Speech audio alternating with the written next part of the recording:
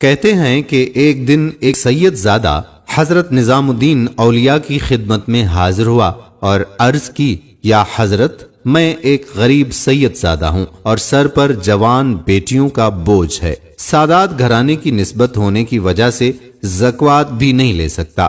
آپ میرے دینی بھائی بھی ہیں اور سید بھی ہیں، آپ میری مدد کریں کچھ۔ آپ نے اس کو عزت و تکریم کے ساتھ بٹھایا اور خادم کو بلا کر کہا کہ آج کوئی نظر و نیاز آئی ہے خانقاہ میں؟ تو خادم نے عرض کی کہ ابھی تک تو کوئی نہیں آئی، لیکن جیسے ہی آئی میں آپ کو اطلاع کر دوں گا۔ آپ نے سید زادے کو تسلی دی اور کہا کہ اللہ پر بھروسہ کریں، وہ دست غیب سے کوئی نہ کوئی انتظام فرما دے گا۔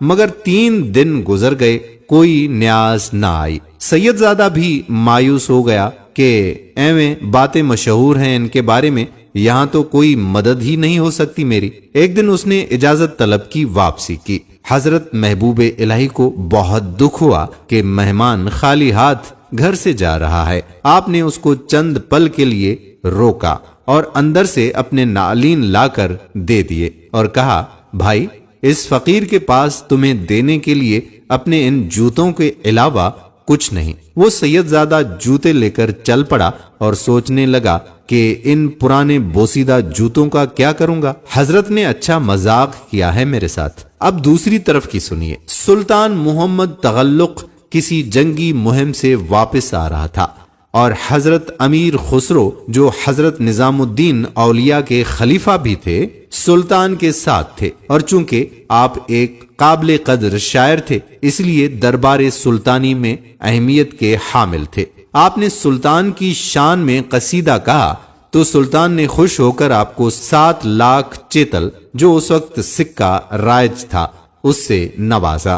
اپنے واپسی کے سفر پر جب ابھی لشکر دلی سے باہر ہی تھا اور رات کو پڑاؤ کیا گیا تو اچانک امیر خسرو چلا اٹھے، مجھے اپنے مرشد کی خوشبو آتی ہے۔ مصاحب بولے، امیر، حضرت محبوب الہی تو کیلو کھڑی میں ہیں جو دلی سے کافی دور ہے۔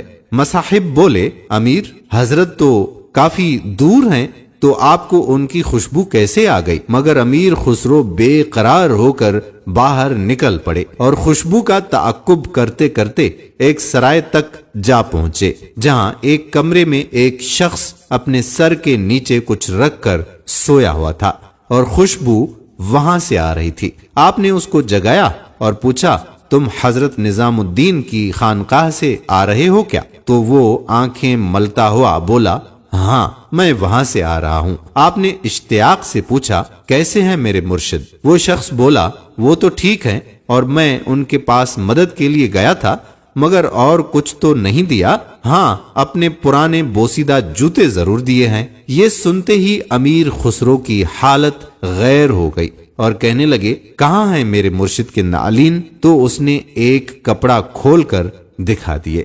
آپ نے ان کو پکڑا، چوما اور اپنی آنکھوں سے لگایا اور کہنے لگے، کیا تو ان کو بیچے گا؟ اس نے کہا، امیر، کیوں مذاق اڑاتے ہو؟ امیر خسرو بولے، مذاق نہیں، میرے پاس اس وقت 7 لاکھ چتل ہیں، وہ لے لو، مگر میرے مرشد کے نالین مجھے دے دو۔ اگر چاہو تو دلی چلو، اتنی ہی رقم اور بھی دے دوں گا۔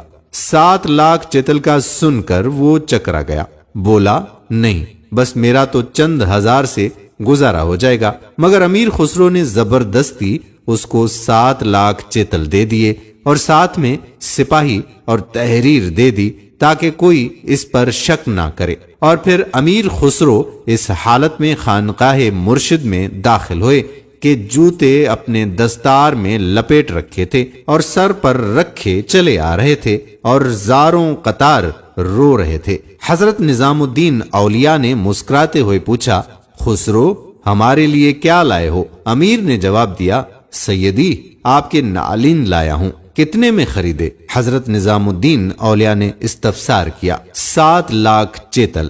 امیر نے جواباً عرض کی، بہت ارزاں لائے ہو۔